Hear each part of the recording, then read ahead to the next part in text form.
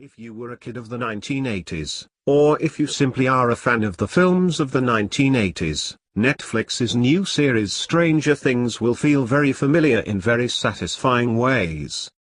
Set in the 80s, the series centers on the disappearance of a young boy, Will Noah Schnapp, under some very mysterious circumstances, which happens nearly simultaneously with the arrival of a girl only known as 11, Millie Brown.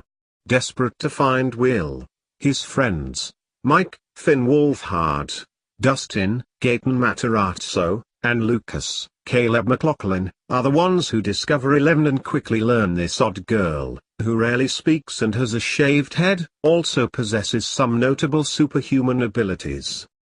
At the same time, Will's mother, Joyce, Winona Ryder, and older brother, Jonathan, Charlie Heaton, are trying to find him, and discovering other incredible and sometimes very dangerous events are happening around them in their town in the process. From the moment Stranger Things begins, you can feel the influences that have guided series creators Matt Duffer and Ross Duffer, Wayward Pines. The depiction of these young kids and the way they speak, interact and, ride bikes together, feels incredibly Spielbergian, quickly evoking the vibe of the domestic/kids on an amazing adventure scenes of E.T., plus some of the Spielberg-produced The Goonies. However, Stranger Things isn't only going for the awe and the earned sentiment of Spielberg. This is a true mashup of 80s influences. The great opening credits make this clear with their very John Carpenter-style music and vibe, and what follows is often scary, even getting into outright horror movie material, complete with some gore and at least one unfortunate victim. And it shows in the final product. So yes, while Super 8, which Spielberg himself produced for J.J. Abrams, already did a heavy 80s Spielberg homage in recent years, albeit mixed in with a giant monster, the mixture of content here, and the feeling that the Duffers have absorbed and are reinterpreting several different kinds of stories from the 1980s, helps Stranger Things stick out. Of course, the risk is that this could all just feel like a tribute band, fun, sure, but with no real identity of its own. But Stranger Things manages to create a compelling world of its own, centered around a group of very relatable, likable characters. A huge part of that is due to how well the kids work. The Duffer brothers and their casting director Carmen Cuba clearly worked hard to find kids who felt very real and without the overly polished and sometimes false nature certain child actors have, and all of the kids here are great and play incredibly well off one another.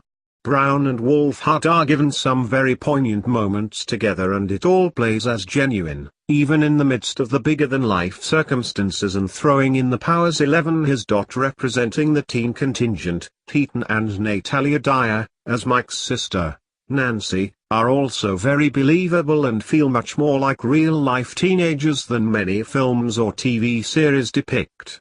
As a big fan of Ryder's, I wish her role were a bit more nuanced at times. Joyce is an understandably worried, frazzled mother for most of the 8 episodes, without a ton of variation, but Ryder is more than capable of not only conveying Joyce's agony over Will's disappearance, but the joy she feels when any possibility of finding him is dangled before her, even in an extraordinary way.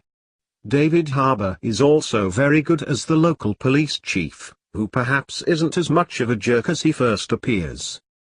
There's so much to love in Stranger Things that I just wish the big mystery behind it all felt more fully formed. A lot of crazy and cool things happen in this series, and without going into specifics, as mentioned, they manifest in many ways, some that feel otherworldly, some right out of a horror film, and others that include a government, scientific conspiracy. Matthew Modine is pretty much channeling Peter Coyote's role in E.T. to represent this aspect. A lot of these sequences are hugely effective in and of itself, but it never really comes together in a satisfying manner, and the how and why of it all is very murky, even by the end. I wouldn't call this just style over substance though. The overall mood and atmosphere of Stranger Things is so strong, and the characters and their interactions so engaging, that the series remains captivating throughout, even while the actual mythology is less focused. The love for the works of Steven Spielberg, John Carpenter and Stephen King, among others, is impossible not to feel watching Stranger Things, and if you share in that love, this show has a lot to grab you from the start. The Duffer brothers have done a rather amazing job of combining the differing tones of the likes of Spielberg and Carpenter and making it all feel at home together, as the show goes from moments of wonder to moments of terror, all anchored by a very likable group of kids. The show's notable weakness is in regards to the explanation of all of these crazy events. The more it goes on, the more it feels like some very entertaining but somewhat unrelated events are occurring, and the revelations by the end aren't a big enough payoff, even taking into account that future seasons would no doubt delve into more of what was going on here. Still, Stranger Things is an easy recommendation, offering viewers an atmospheric and endearing series that is a nostalgic throwback without feeling like a simple